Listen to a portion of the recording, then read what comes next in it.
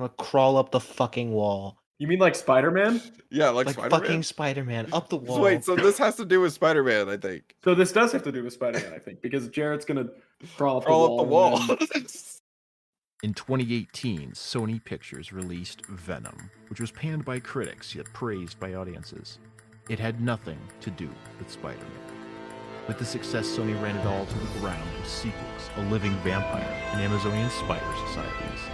Now, in 2024, three small-time writers pitch movies to try and fix this tangled web of a franchise. I'm Jarrett. I'm Peyton. I'm Noah. And this is... Has to do with Spider-Man, I think?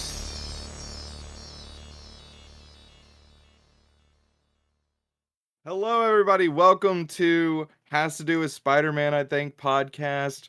I'm Peyton. I'm Jarrett. And I'm Noah. Woo! And today we are doing a pitch. You've seen the pitch for El Muerto, or you've heard it. That one was pre-recorded. This is a re-record. But when we said that we were going to do a re-record back in the Venom episode, we said that there wouldn't be much talk of like criticism or revision because we were going back and taking all those criticisms.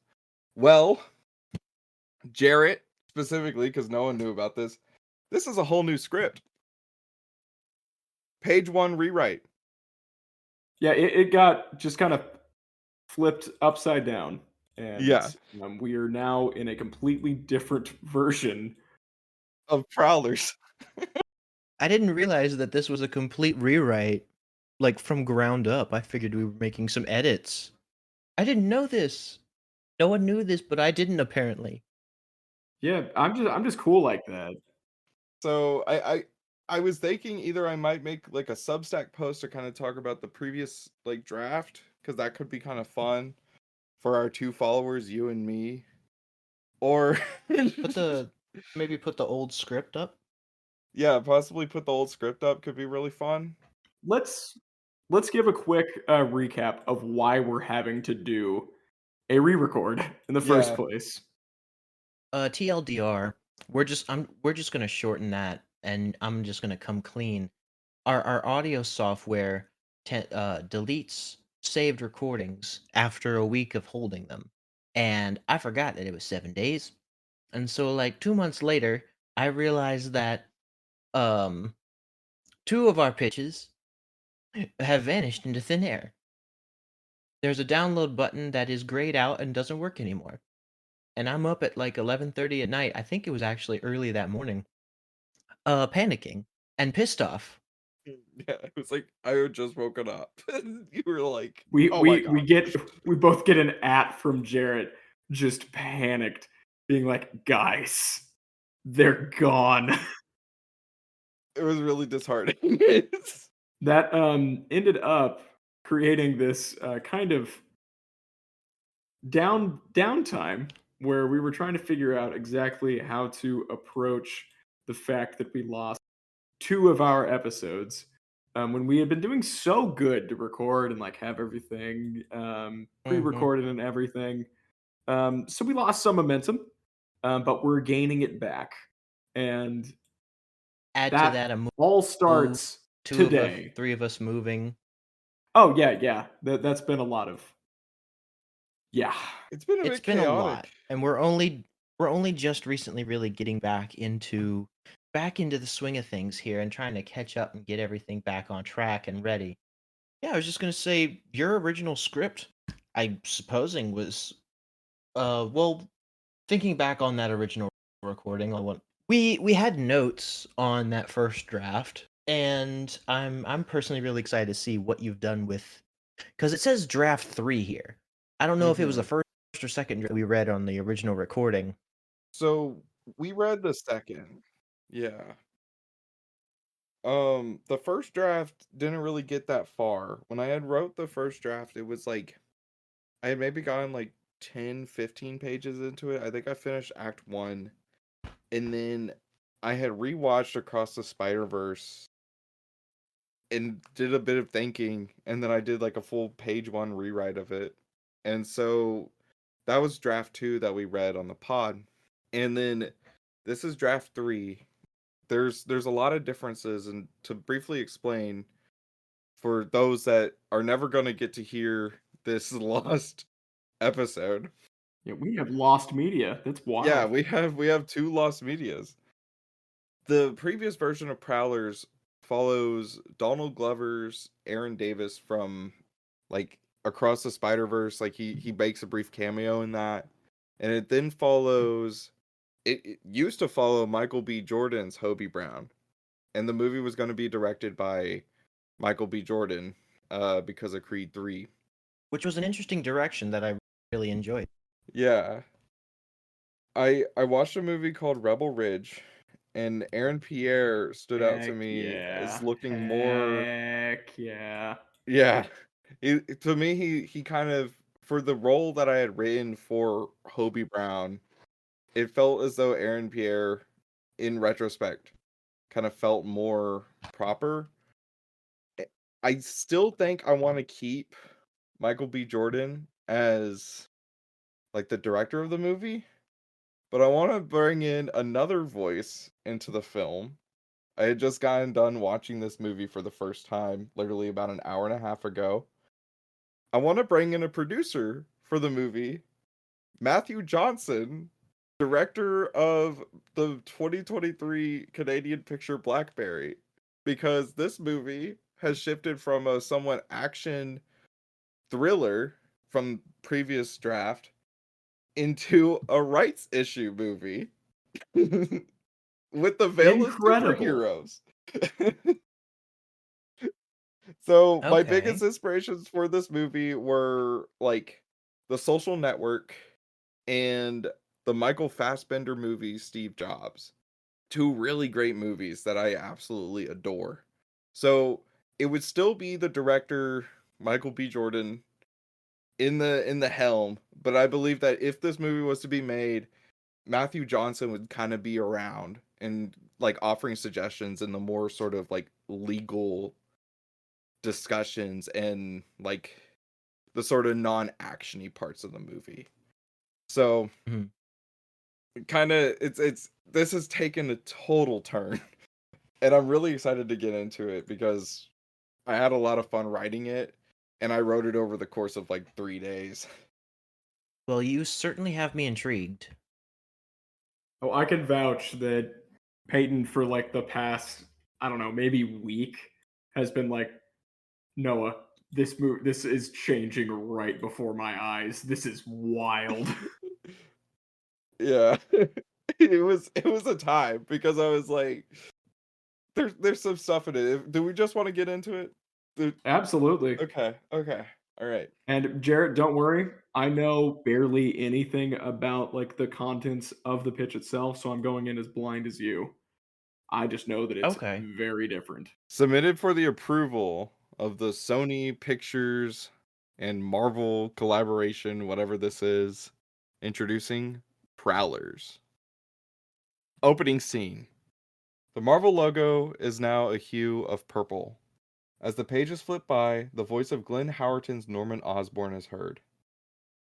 Alright, okay. Start from the top. Donald Glover's Aaron Davis chuckles as the different logos flash by. Each one, from the Columbia Picture statue to the Sony logo, has neon purples and deep greens contrasting it. Aaron says, The top. We already told you what happened. I know, but the logos end, and we're sitting in a room with Aaron Davis, Norman Osborn, and Aaron Pierre as Hobie Brown. Aaron looks defeated, Norman's deep in thought, and Hobie sits back in his chair next to Aaron, staring at the ceiling. It's just the buzzing of that ceiling light just really gets to me. I promise I was really into the story, don't get me wrong, but it's hard to focus when these LEDs are being annoying as all get out. The technology was always there, but it first started to get used in college. We didn't know one another, but we were roommates. In a contrasting, deep cut, Aaron and Hobie are sitting in similar spots at a ping pong table, spectating a game of beer pong.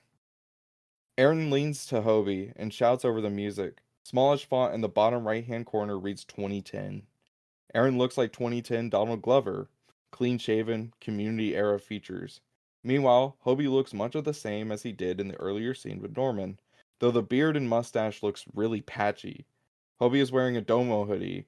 It's really fuzzy and comfy looking, and he's also in sweatpants wearing glasses. Player 1 tosses a ball, it lands in a cup. Player 2 must then drink that cup. Objectively, there's always going to be someone at a disadvantage. He looks at his Sony Xperia X10. A timer is ticking down, about an hour left. If we run some shots, we'll be in and out before that timer goes off and printer finishes whatever it's doing. Come on. Montage of them partying, drinking as much as they can in as little time as possible, ruining this frat house's supply as they clink glasses of Grey Goose, Tito's, Captain Morgan, anything they could get their hands on. Hobie is keeping up pace with Aaron. He looks down at his phone to see not just the timer, now with 30 minutes left, but also a text from his mother. "Hi honey, miss you. Are you safe? Is that roommate of yours nice?" He texts back, "Yeah." So far, we've seen both of them have 8 shots within, it seems, a 30-minute time span. It would just be another montage, though. People are laughing with Aaron as Aaron chugs yet another beer. It's crowded. It's the first party of the school year. Of course, everyone is there. Hobie looks really uncomfortable and keeps checking his phone for any change in the alarm he has set, which does change second by second. Aaron finishes the beer and hops down from his table. In between shots, he has somehow lost his shirt. He has a tie on his head like a bandana. Hobie, despite having enough alcohol to turn himself into what Aaron is right now, doesn't have any reaction. My alarm is almost up. Is it time to leave? Aaron, clearly, is sloshed. Come on, man. You ain't even drink yet. That's not even grammatically correct, and yes, I did. I've kept up with you the whole time. Come on. He ushers Hobie to a spot that has a ton of alcohol. A bartender, some frat boy with his stupid snapback and basketball shorts, and also wearing a Domo jersey, is pouring generous shots into solo cups. One of your finest shots from my friend Hobie here. The guy pours a shot and he hands it to Hobie. Hobie doesn't think, he just downs it. Doesn't have much of a reaction, so Aaron gets him another. And another. The frat boy pours larger shots, quick shots of a full cup, Hobie drinking it, and then the guy refilling it. We do this about 4 times for a total of 12 shots in this span. The room in the movie starts to spin on itself. Hobie is stumbling from space to space, talking briefly about his project to random people, introducing himself not as Hobie Brown, but nanobot developer. The problem with these nanites that is now revealed that he has is that he keeps sobering up. We would probably see in this like a sort of 3D CGI shot showing the nanites combating the alcohol that's in his system. A bit too fast for Aaron, who is trying to keep up with Hobie. Hobie and Aaron dance to Hey Baby by Pitbull, which is our essential dance scene for these Okay, yeah, movies. absolutely. We need Yep, those. yep. So at one point Dale. in the "ooh baby baby la la la la la la la" specific moment, Aaron gets Hobie to do the dance move Milo does in front of a whole crowd, making it the first canonical appearance of the XA dance move. Hobie goes in to do a push-up, jumps up to the crowds cheering, and then he does a movement with his hands, ushering people to come towards him. People are drunk, so they're just excited, and they seem to try to join in. Aaron goes to grab another drink, saying something about beer pong, but the timer is nearly done. Hobie, upon finishing the dance, has rapidly sobered up. It's as though something accelerates the process. It's a girl. That was impressive. Hobie looks up to see Kiki Palmer, long hair and glasses, playing Mindy McPherson. What was? I've watched you all night. You've had what, 13 shots? And yet you're doing these moves that a trained dancer would do. It can't be muscle memory. I mean, you don't look drunk. It's because I'm not. Oh? I'm sorry. I didn't get your name. I'm Hobie. Mindy, what do you mean? I mean, look at your friend. Roommate. He's on a whole different planet, regardless of what he is. How can you be so composed? Walk in a straight line. And Hobie does it with ease. How? I guess I can hold my liquor. He looks over to see Aaron again on top of yet another table. This one glass. He's chuckling, and then the glass cracks and he bellows out from it. Was that? Yeah. Mindy, it was a pleasure. I'll see you around. Hobie walks over, sees his roommate passed out, and heaves him up over his shoulder with ease.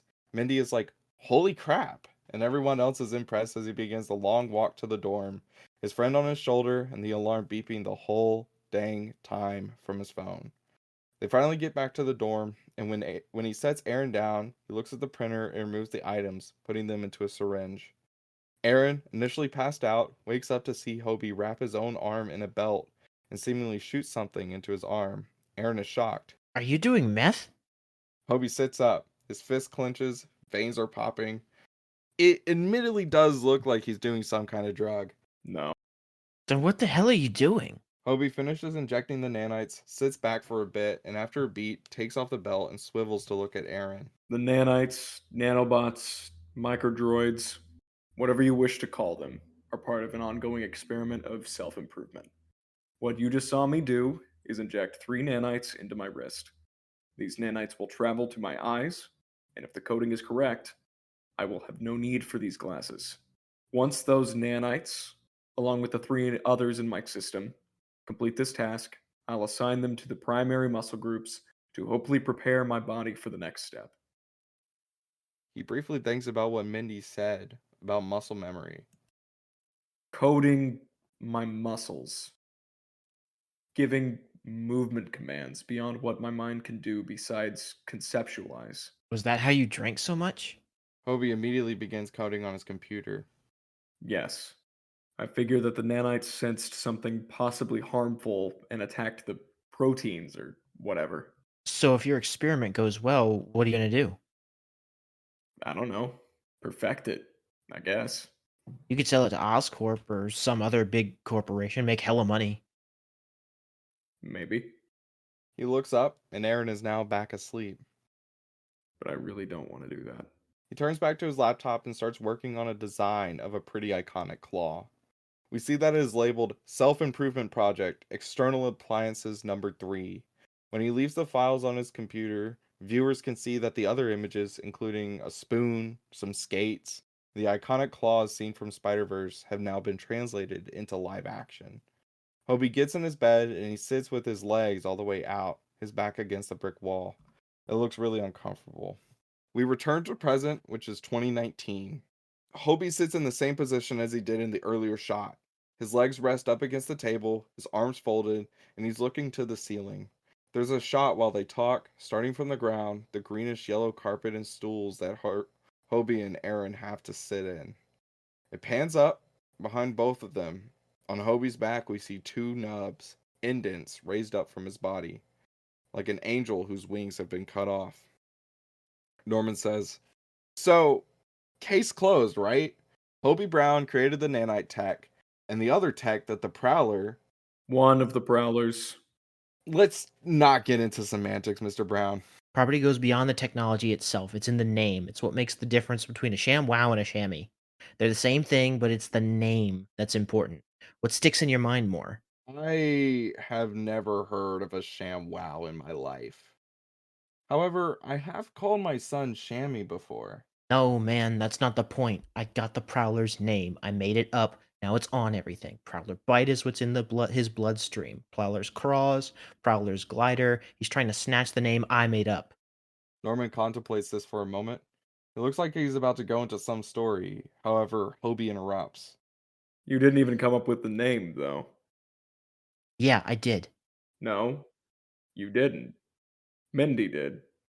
We flash back again. Empire State University is a sprawling campus full of activity during the fall season. Students wander campus in hoodies, sweatshirts, and sweatpants. We zoom into Hobie and Aaron's dorm room. Hobie at his computer, coding. What did you get on Mr. Ditko's test? 115. I knew I had it, but I did all 3 bonus questions too. Jesus. Aaron closes his laptop, which had his grade pulled up to 54%. I mean, calc is my thing. I understand R. It's the same as any other coding program. Right. Speaking of, Hobie removes his glasses and looks at Aaron. Aaron doesn't get it. What am I looking at? Hobie blinks. Listen, man, you tell me everything except times like this when you don't want to. What am I looking at? oh, I'm sorry. He breaks his glasses in half. Is that a better analogy? It clicks into place. Your vision is perfect? Yeah. I'm coating the nanites right now to improve my taste buds. Growing up, I would eat a lot of. Hot food, but not spicy food because spicy food makes you nauseous and gassy. You've told me. Right. I believe the hot soups, hot cocoa, hot whatever has destroyed some of my taste buds. So they're working their way and repairing them. I've been able to produce them at an exponential rate. I want 1% of my bloodstream to be composed of them someday. You could make money on this. No, I couldn't. I don't even have a name. Besides, names are pointless. Once you name something, it has relevance in your life, you become attached. Tell me, would you eat cow 1839 or Bessie, the loving calf? Aaron thinks for a moment. Point made. It's getting annoying, though, when you talk about your projects to the frat and stuff, and you're giving those long winded explanations. Oh, and one last thing get rid of the. Just name it Facebook. That movie has been all you've talked about the last few weeks. It is so good, dude. You need to see it. Hobie types some stuff on his computer and the 3D printer starts up again, whizzing and burring. It then shuts off. The lights flicker in the room. The camera zooms out. The entire grid has shut down. Everybody stops what they're doing. Oh no. Oh no, no, no, no, no, no, no. Hobie stands up and starts packing his stuff. Did you? There's a knock on the door. Hobie looks through the keyhole and sighs, opening it up. It's Mindy McPherson, luckily. Hi, Mindy. Hi, Hobie. Hobie is an awkward guy. He may be attractive, but he is really awkward as all get out. Hi, Men's. Hi, Ron. What's going on? Hope we shut the whole damn power grid down. Damn, Hobie. It wasn't on purpose, I promise. I've just been uh I've just been blogging too much. Mindy raises an eyebrow. Okay, so are we just going to be prowling around in the dark for God knows how long, like a couple of, I don't know, prowlers? Or do we want to go out and have some fun before the power comes back? We have to do more of Dr. Connors' stupid bio work. Back to the present. Aaron turns and looks at Hobie. That is not how you name something. How the hell do you remember something so stupidly minuscule? How many gigabytes of RAM have you crammed into that damn brain of yours? With the Prowler bites, I've increased my memory recall by Oh my fucking god. Mr. Davis, let him continue, please. Aaron sighs. Listen, Mr. Osborne, sir, me and Hobie are. He looks briefly at Hobie with so much contempt and annoyance that you can feel it simmering. Were friends and roommates, but now we were business partners. I majored in this. I studied it. Hobie scoffs. Aaron ignores him. My brother is a police officer, a father. He has a beautiful wife, a wonderful child. And I look at that and I think, I want that. What Hobie is trying to do, this sliding the rug out from under me, is affecting my ability to pursue a dream. Thank you for the sob story. He's clearly more interested in Hobie. He nods. So, Mindy came up with the name. what I was trying to say was that Mindy made a suggestion and it lingered in Hobie gives the same contempt and annoyance that Aaron gave him. Mr. Davis's mind. Because that night was the first time we put the tech to other use. I had started journaling, pulling a Picard. Back to the past. Captain's log, stardate October 30th, 2010, nearly Halloween. New experiments. I shut down the power grid. But it's finally back. Decided to finally print designs that can be used with the claws. Dude, I am telling you, you can make hella money on this. I know.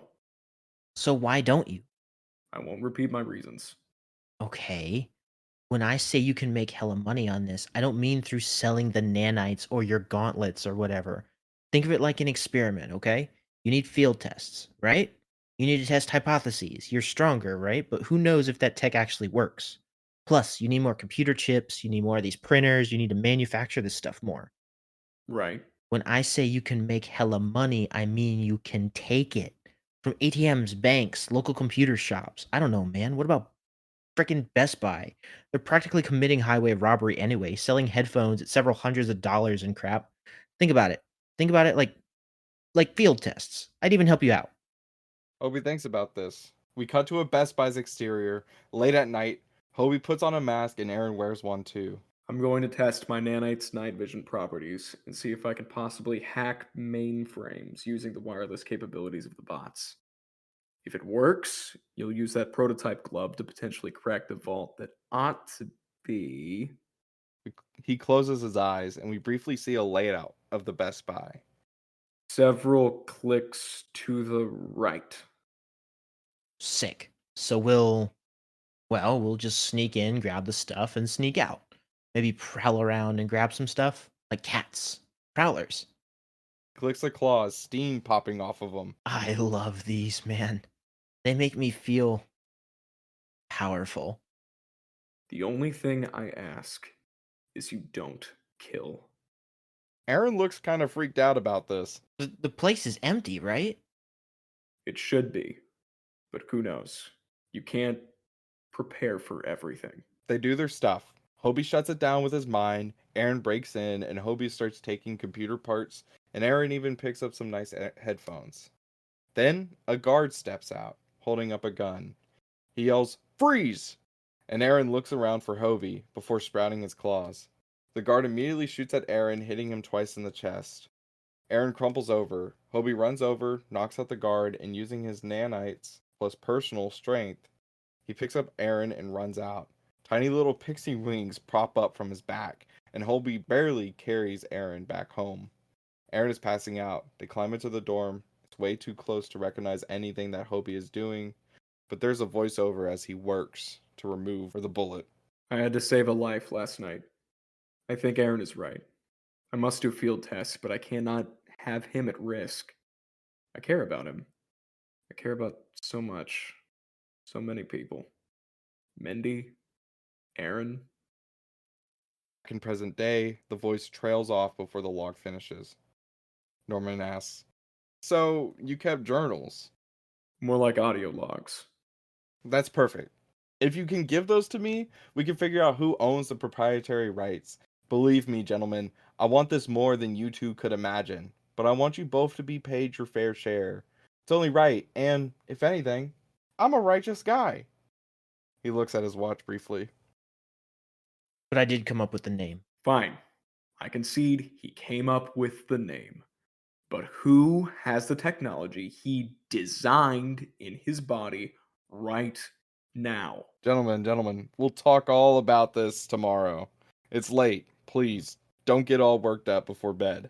They sigh and get up to leave. Oh, and one other thing. You two just confessed to a crime, but I believe in client-patient confidentiality. I'm not a therapist or anything, but what is said in this room stays in this room. Okay, fellas? They nod and leave. While outside, as they're about to go to the exits, Aaron stops. Hobie, Hobie stops too. He doesn't turn around though. Yeah? look, I We'll talk about it tomorrow. Hobie walks away, leaving Aaron to sigh and look at the ground. Oscorp is so sanitized, as though something had happened and it's been cleaned to make it look like nothing did. Aaron whispers to himself, I just want to go straight, man. Like you. and that's the end of Act 1. I am hooked. This is very good so far. Thank y'all. When I originally was writing this, I had realized one of the biggest problems of the original draft, which may or may not get posted on Substack, was that both Aaron and Hobie didn't really spend much time being Aaron and Hobie together except in flashbacks. And those flashbacks were separated all throughout all 3 acts.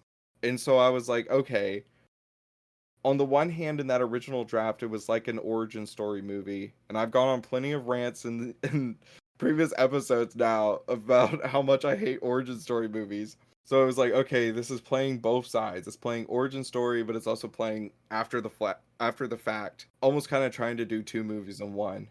And so when I went back to the drawing board, I kind of took those flashbacks and I took the most important ones that I felt were necessary and also kind of like added a bit more on it. Like we don't meet Mindy in the original draft until Act 3.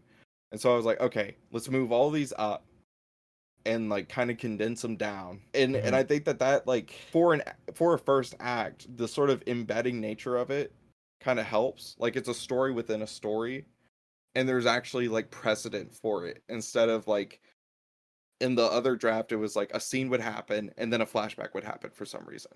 So that's what kind of made me kind of shift my thoughts, and we had kind of talked about that in the lost episode where it was like, yeah, we like the flashbacks, but they're way too sparsed out and they're kind of whack, like in terms of their placement. And so I was like, okay, I'll just put them at the beginning because that's when stuff should be established, is at the beginning. And it kind of gives setup for a lot of things. So I hope that worked. I had a lot of fun writing that sort of first act thing and seeing what I could like fit and work with. Yeah, I personally feel that Mhm. this is structured much better. It's got a much better beat and flow to it. Agreed. Like it feels so much more natural as well, Mm-hmm. with them like fighting amongst themselves over the different memories and things like that to try to prove that they're the ones who were right the whole time. I am fully on board with this rewrite so far. Yeah, me too. I remember the first act. One of my biggest, not a like issue, but something that stuck out to me the most is that certain flashbacks would kind of come out of nowhere and then like happen right before the scene in which they're relevant. So it would kind of be Right. pick and choose when we would flash back because right after that scene's information would be relevant.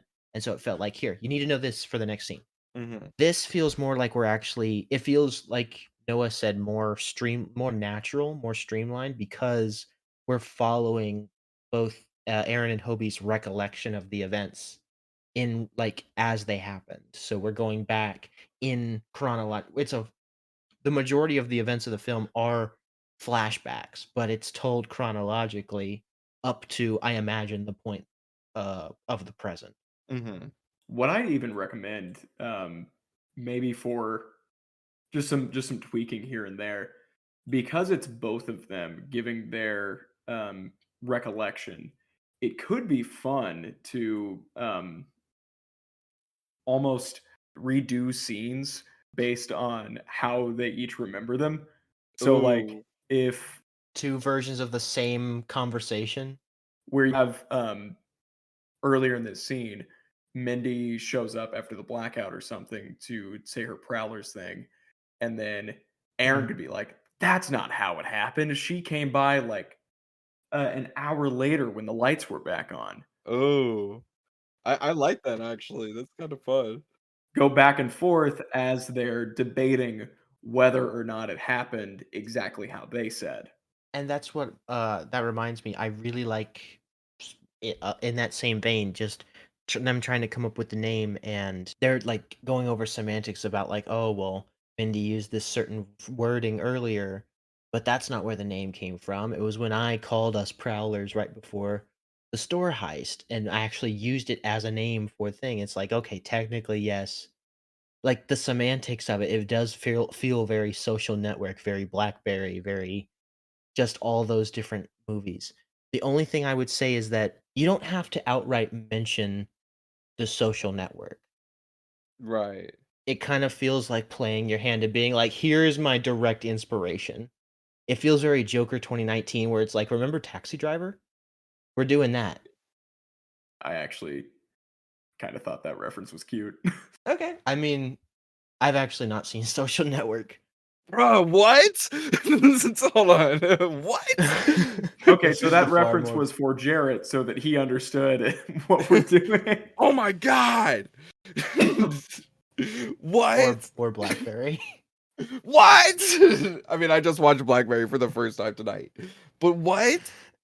Oh my gosh. I have not seen, so I mean, obviously I know of it, and I feel like I've maybe seen a piece. You gotta get into brand biopics. It's a new genre, dude. Unfrosted, the creation of Pop Tarts. awful movie. I It is I absolutely remember the brutal. isn't there one about Nike contracting Michael Jordan to be like Yeah, and Michael Jordan their doesn't logo for the show up for shoes? any of it. It's just like the whole Nope. legal talk of it. They're It's so his good. family like doing it. Which I was in my Yeah. mind, I'm like, that sounds boring. I want to see Michael Jordan's. Yeah, Air with it's like Ben Affleck's in it. These movies are crazy, dude. Like I don't know. I'm a big fan of learning about brands and then like seeing that these brands have like stories that are comparable to that of like fictional tales, right? Social Network is the one where Andrew Garfield is like having his meltdown with Jesse Eisenberg, right? Right, yeah. And it's Oh, like okay. I've seen that clip. it's like it's almost too good to be true. It sounds stranger than fiction. And I know that like a lot of it's been dramatized, but like when I saw The Social Network, it's probably in my top 10 favorite movies. When I saw The Social Network, I immediately went to the store and bought the book that was like the primary source for writing the movie. And so many of the scenes that happen in that are very kind of similar to what occurs in the Ben Mesrick book. But then there's other things in the Ben Mesrick book that's like, holy crap, why did they not have that in the movie? Because like it's like the story of Facebook's inception is some of the most wild stuff I've ever heard. Going into this, I was thinking about those movies, and then I was also thinking like so many characters are so big on legacy, right? Like Batman has Dick Grayson, and now there's like four or five other Robins. There's so many different versions of Prowler, for instance, has two characters in the 616 universe that have the moniker. There's a lot of different heroes and villains out there that have taken up the same name at different times. And I was like, it would be kind of fun to do like the rights issue over something that can't be copyrighted, like a superhero name or like a supervillain's name. Because the moment that a supervillain that has like a secret identity is trying to like copyright it to prevent other people from taking that moniker, it's like, well, now you have to reveal your identity. Now you have to like come out and then get arrested. Mhm. It was a fun idea that I was like playing with, and I was like, oh man, I really want to do this. And so I watched bits of The Social Network, and I watched bits of Steve Jobs, and Oh. then before joining this call, I watched Blackberry. But like Air's on the list. There's the Tetris movie starring the guy that plays Eggsy and Oh, Taron Egerton. yeah, Taron Egerton. He's like the Russian that created Tetris. I don't Mhm. know. It's a weird trend that's happening right now where it's like biopics on companies is occurring, and some people are kind of getting tired of them, but I'm not. Like I'm all I in. want to watch. I want to watch Flamin' Hot. Yeah, Flamin' Hot sounds fun. Unfrosted looks horrible. I think that this idea to have this kind of be the narrative of this movie reminds me a lot of the story in Ultimate Spider-Man, where Peter has been trying to take down Kingpin, and eventually, like they kind of come to a stalemate. They both realize that they're not going to be able to get rid of the other, and so Kingpin's ultimate kind of trick against Peter is that he buys Spider-Man's likeness Oh my for gosh. merchandise, and so Peter like asks him, "Why aren't you going to get rid of me?" And then Kingpin is just like, "Why would I? I am going to make so much more money off of you than ever would be worth actually killing you Oh because now dang. I own your image." That is crazy. I totally forgot that that happened in like the you're talking about the Bendis run, I'm right? talking about, yeah, Bendis Ultimate Oh man. Spider-Man. I have the first 3 volumes of that in omnibus form. I need to It's really sit down and read them. it's absolutely insane. It is one of the wildest things that Kingpin has ever done, but it's another one of those things that like you think about it for 2 seconds, you're like, "Actually, that's genius." That is Yeah. such a smart move to just mess with one of your opponents. And That is so dope. that's Spider-Man connection reminded me of that. But I do like this as a core concept. It's something I never would have thought of for a Mm-mm. superhero movie, but you Yeah. are doing it very well. I Well, thank love you. the debate so far, and I love the questions that are raised over like who owns this actually? How do we even decide? Thank y'all. Do we want to get into Act 2? Absolutely. Act 2. So, some summarization. After Act 1, those flashbacks stop. In a real movie, those flashbacks serve to give very quick setup of a few factors that need to be upheld throughout the rest of the movie. Those being one, Hobie and Aaron were good friends, even though that they say otherwise that they were just roommates. Two, they aren't good friends anymore. In fact, they seem to be at opposite ends of the table. And three, it was Aaron that encouraged a life of crime, and it was Hobie that eventually ended it. Hobie wishes to now sell his tech, something that Aaron frequently encouraged. Act 2 is a bit different. I wish to summarize a few select scenes, but they'll be divided into nights. So, timeline wise, this movie takes place over the course of 3 days. Act 1 is day 1, Act 2 is night 1, day 2, and night 2, and then Act 3 is just going to be day 3. I think the dynamic of Hobie and Mindy would be uplifted in an actual film, but I can't quite think of many scenes involving them right now. So, this sort of preamble is to say that I don't think that this scriptment will have much of it, but in a real movie, there would be actually several scenes spacing out, kind of showing Hobie and Mindy doing things from cooking and talking to watching shows or showing off his wing tech. Maybe he goes on like a little flight with her or something. Hobie lives with Mindy and he designs the tech and regularly upgrades himself. And most of his money comes from commission work of actual engineering and computing jobs. But there's also the occasional heist that he was doing with Aaron from about 8 years back all the way to roughly 2016. Nowadays, he's mostly solo and he designs other tech for other companies. I think Mindy has feelings for Hobie. I think that's kind of clear from the flashback scenes. But Hobie may have feelings for her, but because of his sort of like awkwardness and inability to communicate, and his inability to really understand people's true meanings, he can't really breach that subject. Nonetheless, he lets her live with him, doesn't let her pay rent. Like, he's pretty much rich. It's kind of a cohabitation thing. There might be something more, but neither of them can really breach it. And so, I think thematically, something in my pitches, I know that this is only my second one, but I think I really want to play around with relationships and bonds and friendships. And I think that's kind of the connective fiber between this and Mr. and Mrs. Parker. If Mr. and Mrs. Parker is the formation of a new family, then Prowlers is the dissolution of like a close friendship. I think about sometimes like I had a friend growing up and we used to go outside and play Pokemon together. Like we would like have fake Pokemon battles and stuff. And then one day he transferred schools and we played Pokemon for the last time. And neither of us knew that it was going to be the last time we would play Pokemon.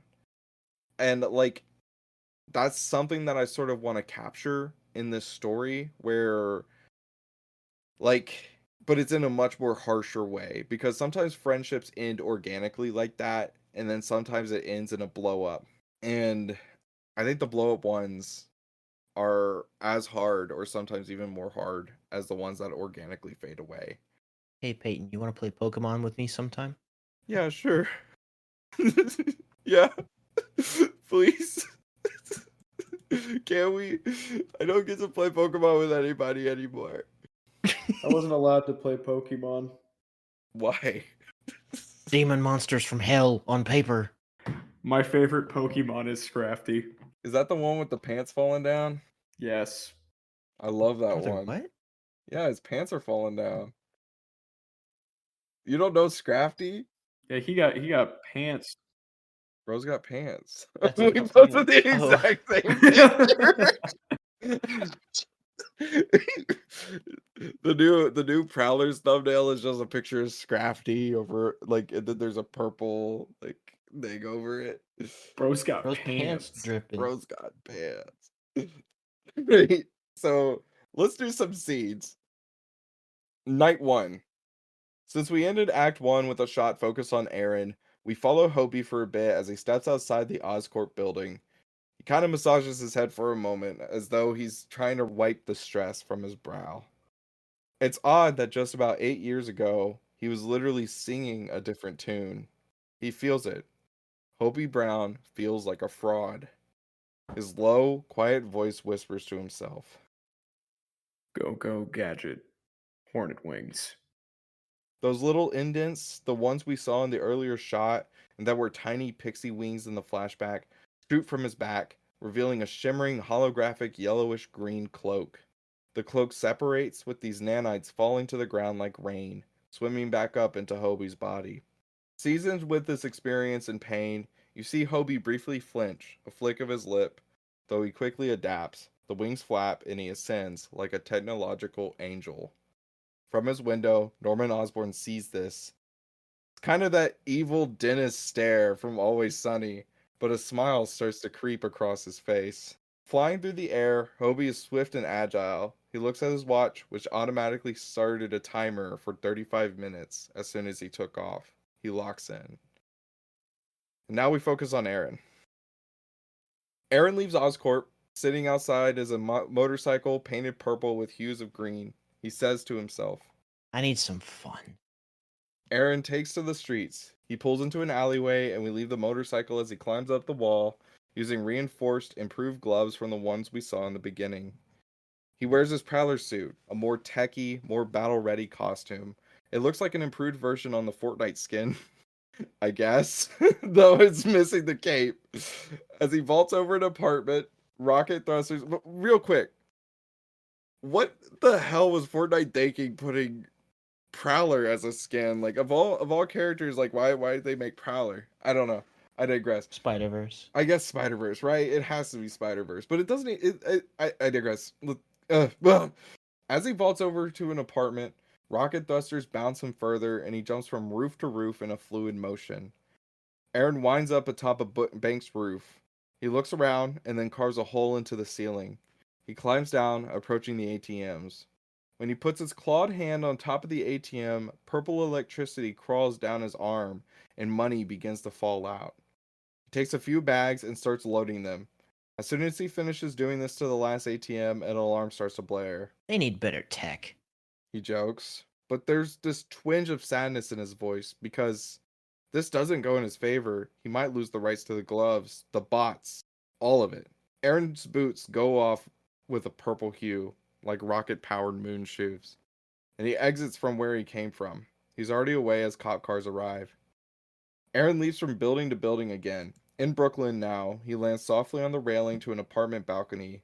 Inside is a family. Brian Tyree Henry as Jefferson Davis, and Rosario Dawson, I've been rewatching Daredevil, okay, as Rio Morales. I think to differentiate this universe from others, Jefferson would take Rio's last name, which is something that he's recently done in the 616 books. So he's technically called Jefferson Morales, but that doesn't really matter in this. Jefferson walks in and sits down with Rio, who's watching something on the TV. Barely audible through the window, she asks, "Did he finally get to sleep?" Jefferson sighs. "Yeah, it took a bit of convincing." Aaron claws around the wall, dodging the windows as their conversation continues. He's kind of slithering around. Rio sounds concerned. "What did you say?" Jefferson shrugs. "He's 6, honey. I said if he went to sleep, he'd get ice cream." Rio now sounds a bit pissed. "Ice cream? It's too late for ice cream." Aaron is above Miles Morales' window. He crawls around to get below it and quietly opens the window. A draft breezes in while he crawls through. He opens his bag and hides several bills under Miles' bed. Miles is deep in his sleep. "I don't have a casting. I figured we'd just get some random kid, given that he doesn't have any lines." We look at Aaron in the Prowler mask. At a press of a button, it retracts and we see him looking sad. He whispers, When this is all over, I'm going to help all of us. I'm going to make it up to all of He slips out the window, and as the window closes, Miles wakes up. He walks to the window to look out and sees no one because Aaron is below the sill. We now go back to Hobie. Hobie's timer ticks further and further down, and as it reaches the last second and his wings retract, he lands atop a house in Queens. He drops in through a skylight in the roof to a lab full of those printers, machinery, and other things. He gets out of the attic and goes down to the living room where Mindy is painting. How was it? I don't think we're getting anywhere. It seems cut and dry, but because of our experiments. Crimes. Yes. Because of our experiments. Me and him can't go to a normal copyright claims court. Why can't you two just dish it out?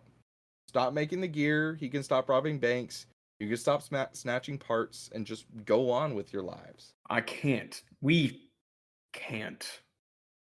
I think it's a compulsion for him. And it isn't for you? Hobie sits down, he rubs his eyes. It was just meant to be a project for the betterment of myself. Hobie, your technology could save lives. Hobie's in his own head now. If I sell it to Oscorp, they're going to make weapons out of it. But if I sell it anywhere else, they'll look into me and Oscorp already knew about the Prowler case. You think they won't leverage that against you? Hobie's face twitches. He gets up. I'm going to bed. It's just going to be more of this stuff tomorrow. He leaves Mindy, who sighs and sits down on the nice couch, turning on the TV to see that there was a bank robbery over in Brooklyn. So it's morning too. We see Aaron and Hobie get ready separately. Hobie is in his nice, pristine house, and Aaron is in a really dingy, crappy apartment. Both wake up in beds alone, but one's bed is a mattress on the floor, and the other has a headboard, and is actually pretty ergonomic, all things considered. They wear suits again. Aaron gets on his motorcycle. Hobie rides a taxi. It looks more suspicious to fly during the day. They arrive at the same time. Aaron dashes to the door and holds it open. Thanks. My pleasure. They walk down the hallway. How was your night? It was good. I went home. I saw the news. You cannot do stuff like that while all of this is happening, man. It'll be bad for both of us. I don't know what you're talking about. Purple streak, seen hopping from roof to roof, robbed ATMs, left without a trace. That's not you. Could be Venom. Venom is in San Francisco, and he is black, not purple. Norman stands outside a conference room talking on the phone. Yeah, uh-huh. All right. All right, well, yeah. Yeah, uh-huh. Listen, it was a pleasure. It's always is a pleasure. But I gotta, yeah. He quickly ends the call. Gentlemen, come in, come in. It's a bit more empty, a bit more wide. They sit at opposite ends of the table. Norman has a projector that is currently on, but no computer or anything is hooked up to it. So it's just a blue screen. He opens his suitcase and hooks his laptop up into it. And so since this pitch is like a rights issue movie meets superhero, I figured that the best way to really harvest the problems with these characters is to start with the blue screen of death. And when this movie was getting made, this actually led to a working title amongst the cast and crew, that being Blue Fuck Harvest. you. Which was also Fuck the working you. title for Star Wars 1977. Fuck you. I didn't know that was the working title. That's Fuck you. Fuck. Jared, you're gonna have to get us like with your I don't next have anything, bro. See, I don't know if that was the working title for Star Wars in 1977. I think that was actually the working title for Return of the Jedi. Okay. But I think that's the a funniest good thing about it. reference. I like I that. thought you were like reference. riffing off the script. I was like, blue screen. Is this supposed to be a gag from Social Network? I don't know. And then I went, fuck you. If you're gonna be referencing like a Star Wars working title, it should probably be the correct one. I'm just gonna say. What's the Kill correct yourself. one? Well, like I said, I think the working title for Star Wars was Star Wars. Blue Harvest was the working title that's for right. Return of the That's Jedi. right. So That's right. Thank you, comment section. Thank you. I don't mean to fact check you, but we could continue. I'm gonna crawl up the fucking wall You mean like Spider-Man? Yeah, like Like Spider-Man. fucking Spider-Man up the wall. Wait, so this has to do with Spider-Man, I think. So this does have to do with Spider-Man, I think, because Jarrett's gonna crawl up the Crawl up the wall. wall. To crawl up the building and jump off. Oh no. Stop! Don't come back. Anyway, I will say it is actually in the script that Norman's like computer is on a blue screen. It was actually in there. Okay, Norman says, "I hope it's okay. I had my team compile some evidence. You didn't send me your diaries, Mr. Brown. But since I'm the mediator here, I think that with this evidence, we can truly come down to a conclusion, and then we can get started on signatures and all that stuff. I was just on the phone with some lawyers. lawyers. Yeah, not about your case. Don't worry. Oscorp recently bought the Life Foundation with a pretty penny, and we're trying to figure out assets, but all of their research was for space exploration. I love the idea, but they wanted unorthodox methods for solving the whole suffocating space thing. I think your nanites, Mr. Brown, will do Oscorp some good when it comes to that." You mean our nanites? Norman smiles. I love when life gives me a segue into a new topic. Mr. Davis, the team and I believe that the rights to this non-copyrighted, then unfounded tech belongs to Mr. Brown. You only own the name. And the name is worth a lot, right? Well, last night, the Prowler robbed a bank. He plays footage of Aaron doing what he did the night before. Everyone sits in silence. Eventually, it's Hobie that comes to Aaron's defense. Listen, Mr. Osborne. When the Prowler program started, we were just college kids. These were fields tests. I don't use the data currently, but these instances are very helpful for my external ventures. It's not like we've killed anyone. No one says anything initially. Aaron just kind of looks down. Mr. Brown, did you not know? Did I not know what? Oh my god. Wait, you have no idea. Hobie looks at Aaron. Aaron won't meet his gaze. Okay, you see, my team over the past night or so, we found footage from several instances. Even ones that were tangentially related to Prowlers. Words of purple neon. Lightning. Check this out. Bank robbery 2016. That's kind of around the time that Hobie started doing contract work and Aaron went his separate way with him. In a real movie, there would have been like maybe a further flashback or some explanation in either a Mindy scene or an Aaron-centric scene to kind of explain that separation, but I was running out of time. The video is a downward angle of a bank's vault. Aaron is dressed in his Prowler gear, and he arrives at the vault. He takes his gloves, and they lock down. We hear the clicking, the fuses shifting, the steam bursting off the valves. He puts his hands against the wall, and with a deep purple glow, the vault door shoots forward and it falls down.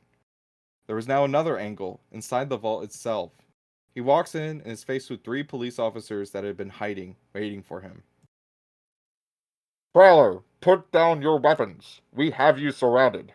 You can make this much easier for us if you just cooperate." Aaron looks down, thinking for a minute as to what he should do. Through a distorted voice, he says, I need to make rent, man. Have it your way. the shooting starts, and he starts skating everywhere, bouncing on the vaults, like walls and whatever, jumping as purple lights shoot beneath him. He dodges around, sliding and skidding as cash starts flying out from these vaults. His claws release steam again. He swipes at an officer, not really thinking about where he's swiping. He swipes, and he hits the man's neck. The cop holds it for a moment.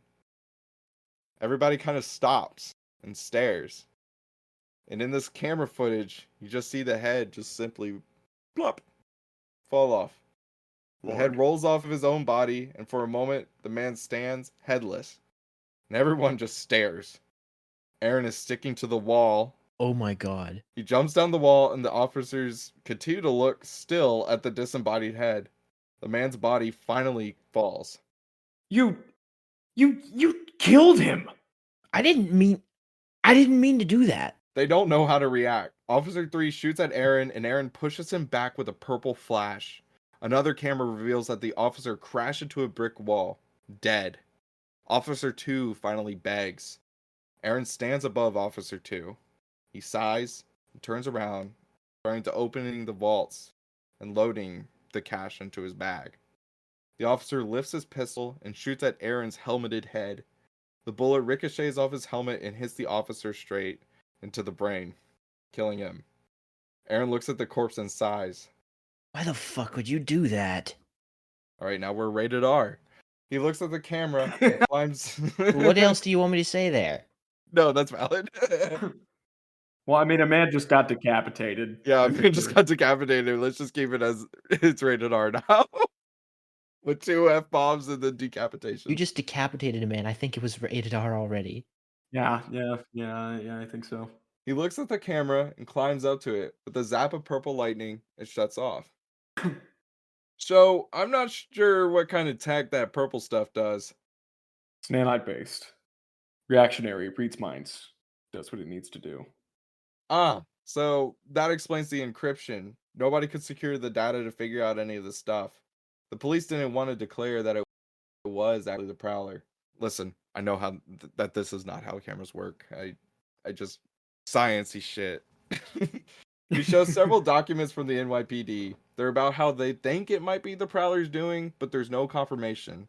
There's a Daily Bugle article about how 3 officers were killed by some unknown assailant during a bank robbery. The whole time, Aaron cannot look at Hobie, and Hobie can't stop looking at Aaron. We agreed to never kill. And I didn't mean to. You should have turned yourself in that night.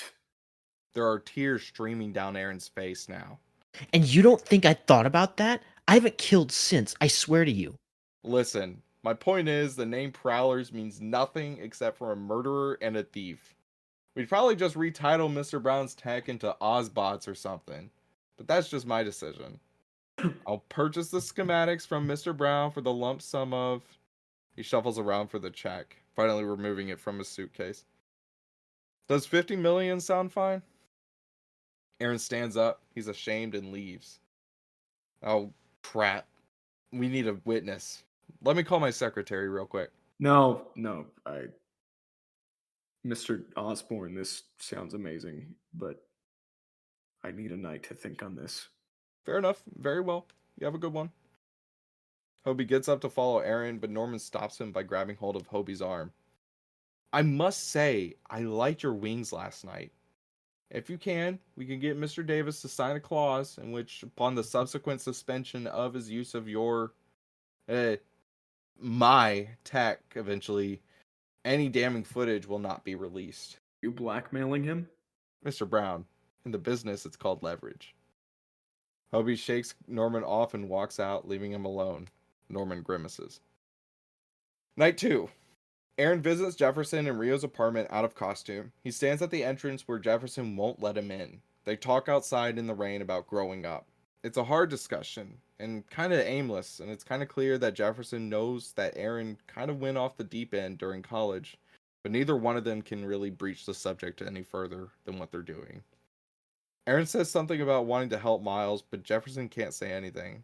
He gives Aaron a hug, and they go their separate ways. Aaron puts on the costume and goes out on the prowl. Hobie, meanwhile, returns to Mindy. She rubs his back while he breaks down and tells her about what Aaron did.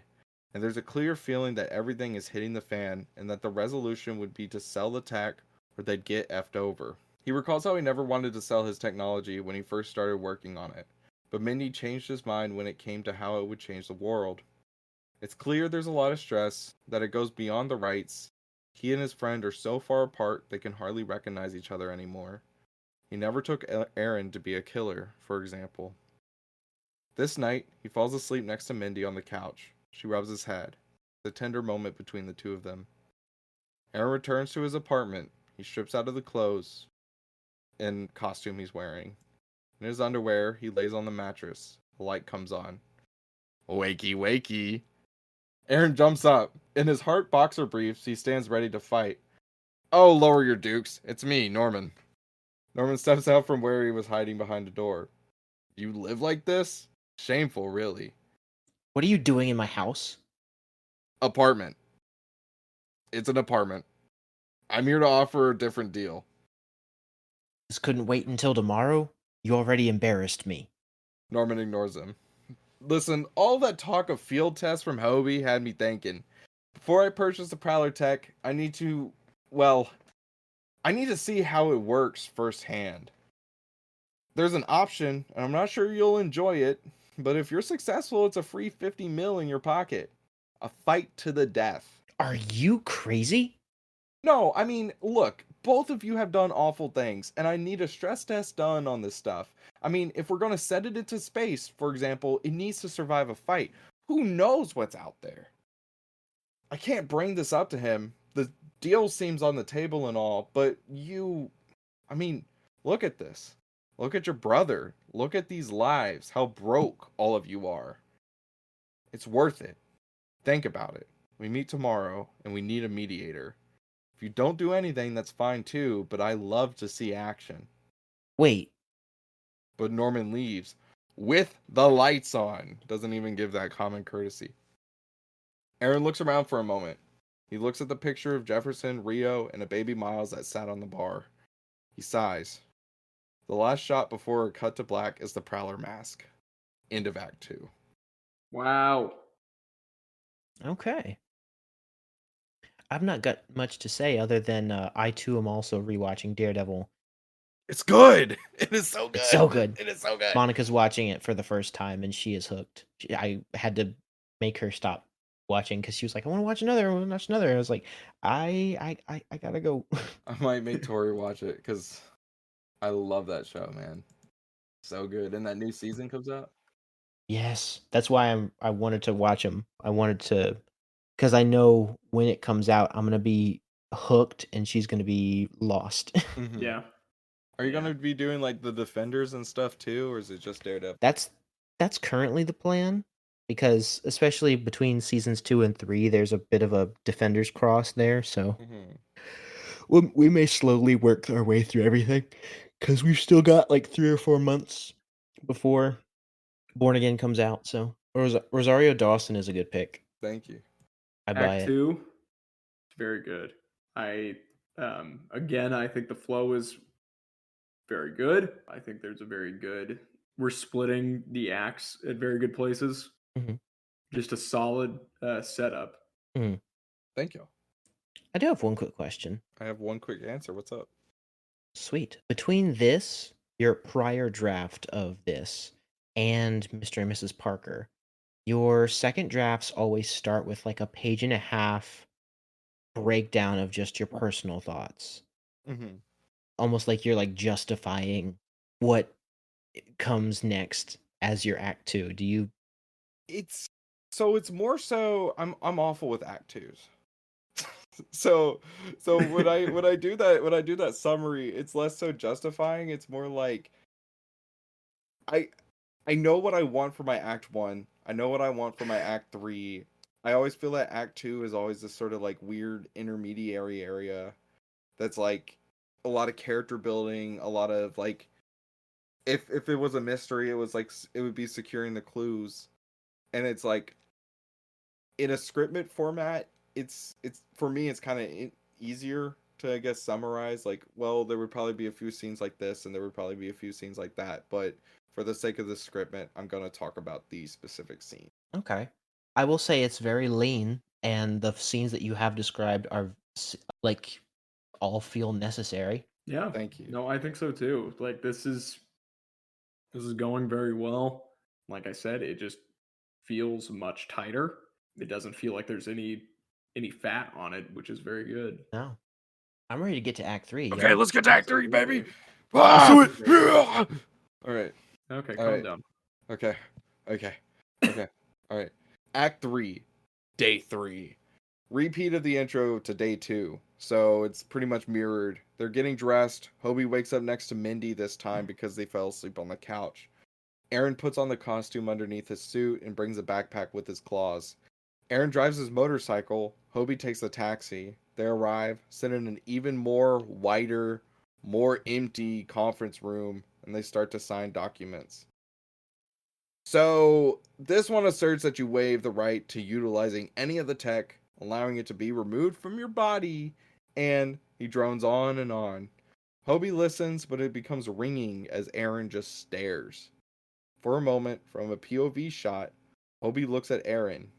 Aaron can see that Norman is looking at Aaron as well. In between Aaron's legs is his backpack. He unzips it, puts on a glove, all the while still looking at Hobie. In a moment, probably in a slow-mo moment, right? Hobie realizes what's happening. He stands up. Go, go, Gadget Shield! At just that moment, the hissing and purple haze erupts from Aaron's claw as it makes contact with the nanite shield that just sliced through the table. Norman erupts into laughter. With an eruption of lightning, Aaron's clothes disappear, revealing the Prowler costume underneath. They start to fight. Armor! A green and grayish version of Aaron's costume appears around Hobie as he and Aaron break into an all-out brawl. This is something kind of tangential, but like I picture like Aaron's costume is more Ant-Man 1, and then Hobie's costume you could think of it more like the Iron Man in Infinity War. That sort of like nanotech that just kind of like Okay. crops up, right? Yeah. So, Got it. yeah. They break out into an all-out brawl. Both gloves are on. The rocket boots are around Aaron's feet. They dive out the window, and Hobie carries him up into the air, his wings flapping like crazy. What the heck is going on here, man? I need to help my family, man. Aaron, this can't just be it. You were never... Don't tell me what I never was. In that moment, he slices at one of Hobie's wings, making it dissipate, and they fall onto the roof. The door swings open so Norman can see as they continue to fight there now. Hobie takes to the air again, his wings noticeably smaller, going in for several kicks. Aaron grabs Hobie's foot and slams him down to the ground. As Aaron leaps at Hobie, Hobie rolls and sweeps at him, and they start tussling. Hobie uses brute strength to beat upon Aaron's mask, revealing his pupils underneath. Aaron's claws hiss, steam emitting as he grabs hold of Hobie's ribs, and the claws clamp down, crushing Hobie's ribs in. I think of like, in Five Nights at Freddy's. Oh my gosh. Yes. You know, yeah, that sort of thing with Springtrap. That's what I'm thinking. Like it just like crushes into his ribs, man. Man, it feels just like I'm in the game here. I'm just in the game. I feel like I'm in the game. That's feel like I'm that's in the lost game. media. That's lost media. Nobody else gets that except us. And we're keeping it in. Yes. Yes.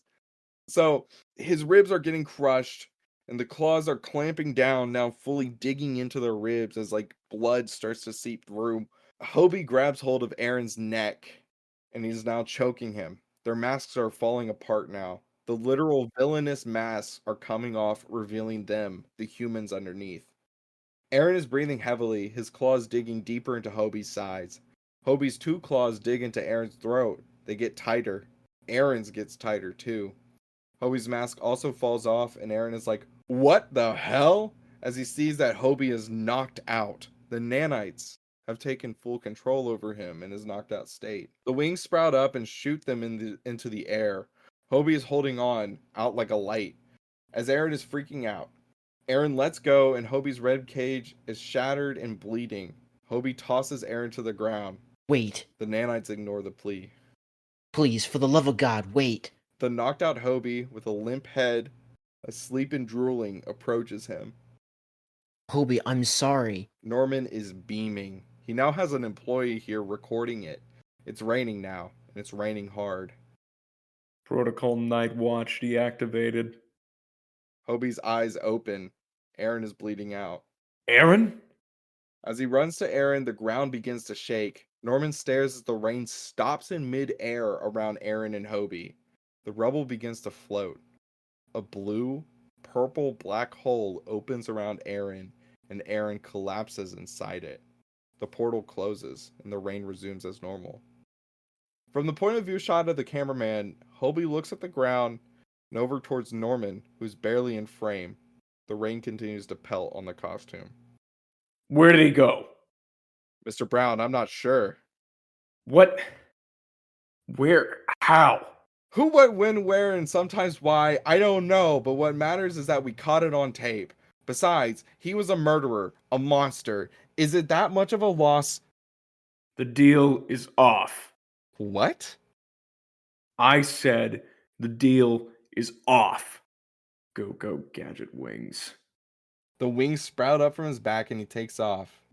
Do you want us to send a hit squad to his house, or... No, no. Can't you see? We just caught on tape something far more lucrative. Forget rockets. Whatever happened to Aaron Davis is the new way to travel. We don't even. Oh, stop your yammering. Come on. Instead of the skylight, Hobie lands at the front door.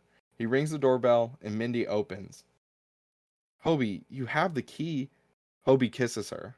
She's stunned and then leans into it. When they exit, Hobie looks sad. I don't know what happened, but I think I lost someone I cared about. I can't lose another person. I'm done. I'm done with it all. I I can't sell it. I don't know what it means, but Mindy hushes him. Listen, we have to take it one bite at a time. Come inside. Out of the rain. The door closes. End. very good. Very good. Between Norman mentioning that they just recently acquired the Life Foundation and his like absolute like freak out interest in Aaron disappearing, I'm assuming this takes prior to Doc Ock. Yeah. Okay. Just wanted to confirm. I think it would take place either prior to Doc Ock or maybe a little bit after. Like the sort of like the mention of acquiring the Life Foundation, given what we know in the post credit scene of Doc Ock, that's a thing that he's like already aware of, and he's like Mm. oh Something yeah, that he's already done. yeah, he's already done, but he's kind of like covering it up by saying, oh, we just acquired this company. Ah, But okay. Because I also remember the piece earlier on in Act 1 where it said he sounded like it looked like too clean, like something had been cleaned up. yeah. And there's somewhat precedent for that particle accelerator thing that's in Doc Ock that he's working Mhm. on. So, Exactly. yeah. So my guess would be that it makes more sense that this would work prior to it, even Okay. though although I like the insinuation that maybe it's not the first time that Oscorp has been subject to a large amount of damage or like experiments gone Oh, wrong that sounds kind of fun. that they've just had to bury. Let's put a tack in that and think about that for Shut up. I know that when it comes to like the actual filming, the fight between Hobie and Aaron would probably take place over quite a few minutes, so that it's able to get the full effect. As it is, it kind of feels like it goes pretty quick, um, Mhm. and so this does feel like a very fast Act 3. I would probably add a little more of the falling action, so it's not immediately that Hobie leaves and then the movie ends. yeah. Mhm. Might have, I think, a really good addition could be Hobie going to the Moraleses and explaining what's going on to them, or just being like, "Hey, Miles, something happened." Something happened? Oh shit. You know You're what I mean? right. I think I like that idea. Like there Yeah. would be like a scene like that. That would be kind of cool. And to show that Hobie still cares about his relationship with Aaron, have him going to actively check on and take care of the Moraleses. Mhm. Mhm. Otherwise, I liked it a lot. I also gotta say, I feel a little remembering the earlier draft. I kind of bummed that Aaron's little monologue kind of got cut. Yeah. In the previous draft, there was a whole monologue talking about like jealousy and you were so much better than me. I liked that one a lot, but I couldn't seem to figure out. I'm sure it would probably still fit in here. I don't know. It was the whole thing. The reason why I removed it is that there was a whole sort of crutch of Hobie's mom being a piece of shit. Mm-hmm. And that's not really seen in this story. That's why I cut it, but in hindsight I probably should have kept it in some way. The earlier draft, it was very important to the earlier draft, but because our first act breezes by so quickly and it's mostly flashback, I think it works better that we don't see a lot of her because Yeah, that way the I focus is agree. primarily on the relationship between Aaron and Hobie. Mhm.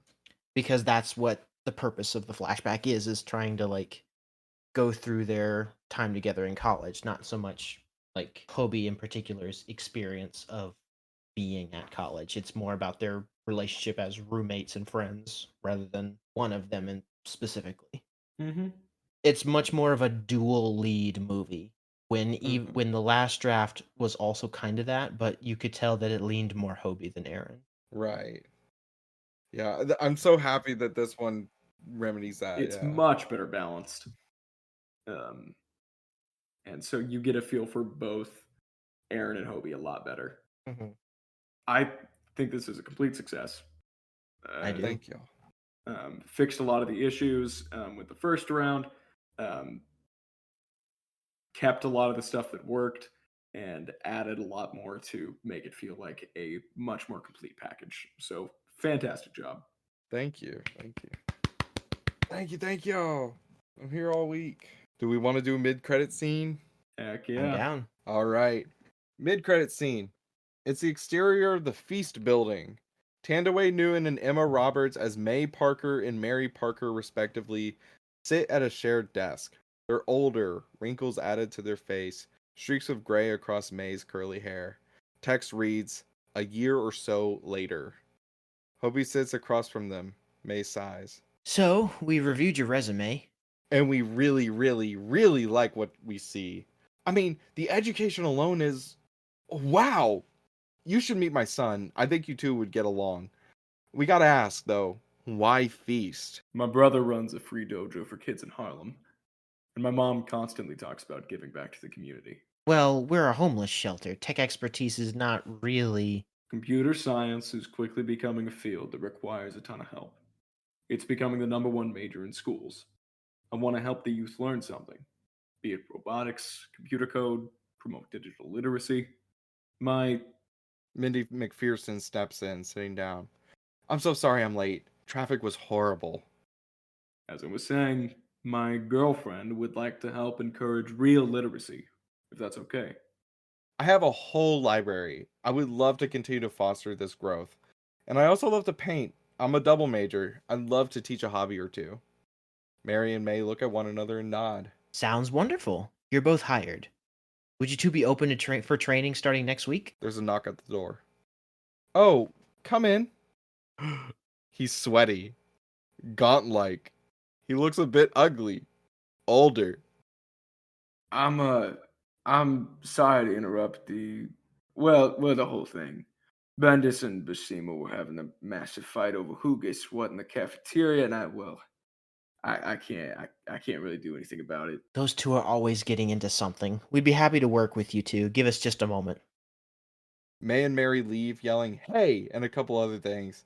The man holds his hand out to Hobie. It's Tom Hardy as Eddie Brock. You gotta be kidding me. I'm Edward Allen, but my friends call me Eddie. Are you two new volunteers? We're hoping to be. You'll love it. 2 more on this team would be great. It takes 2 to tango. Neither Hobie nor Mindy laugh at this. I'll see myself out. They kind of look at one another, and then it cuts to black, and we return to credits. Incredible. Oh my gosh. Incredible. We got Eddie working at Feast now. Yes. Fantastic. And it says a year or so later, so this is post Venom 3. Yeah. Oh, I can't believe it. I can't believe it. Oh, it's so good. I love that we're finally getting this character in this universe. We've been I so want to write scared. for him so bad. We've been so scared. We've been so scared. We've been tiptoeing around him for this entire time because we were afraid to set up anything and then have it knocked down by Venom 3. And thankfully, we don't have to worry about that anymore.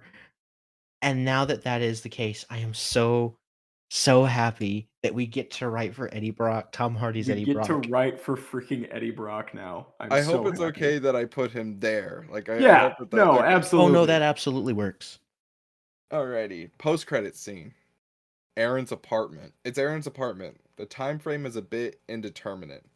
A more sophisticated portal appears from the ceiling, and Aaron's gloved hand briefly appears from it. The true end to the movie. Okay, so Aaron isn't dead.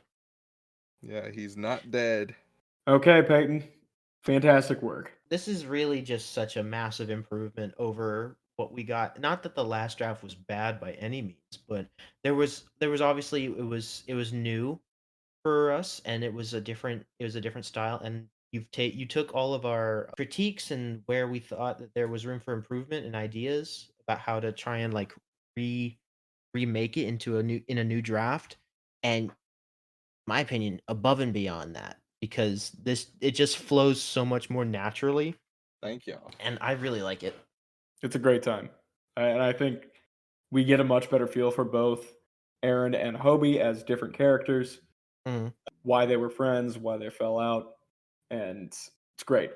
Incredible job. I would watch this movie. Yeah. I would watch this movie. We're experiencing that thing where we can't see the movies that we're pitching. I want to see it too. Yeah. Yeah.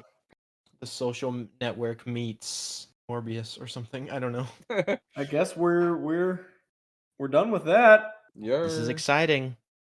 So, Noah, your pitch is next. You wanna? Okay. So, assuming we talked about this in El Muerto, my next pitch is going to be a sequel, direct sequel to El Muerto. Could not have expected that that was the path I was going to take when I started writing for this series, and I don't think any of you expected that either. Mm-mm. Nope. No, but my next pitch, which we will be recording, which was one of our lost episodes, I will be doing a kind of quick rewrite as well, fixing up some of the issues, making sure that it is as solid as possible, because it is a pitch that I am genuinely in love with, and I have been since I finished writing it the first time. It is Montana and the Enforcers, Hell yeah. Hell yeah. starring Walton Goggins. Well, man. Walton Goggins spin-off solo movie. Spin-off solo movie for Walton Goggins about Montana and the Enforcers. Three characters nobody would ever be able to pick out of a lineup of Marvel characters until today. I'm Never in a bringing million years would I have been excited for not just an El Muerto movie, but a direct spin-off sequel to an El Muerto movie. Right. And unironically enough, the episode after that will be our talk on Craven. Wait, is that when that comes Good. out? Yes, dude. Yes. Yes. Oh, frick. That's terrible. Yes. Oh So, gosh. I can't wait for Craven, folks. we dropped this on the 1st, and then the Craven releases on the 13th of December, and then we would be releasing Montana on the 15th.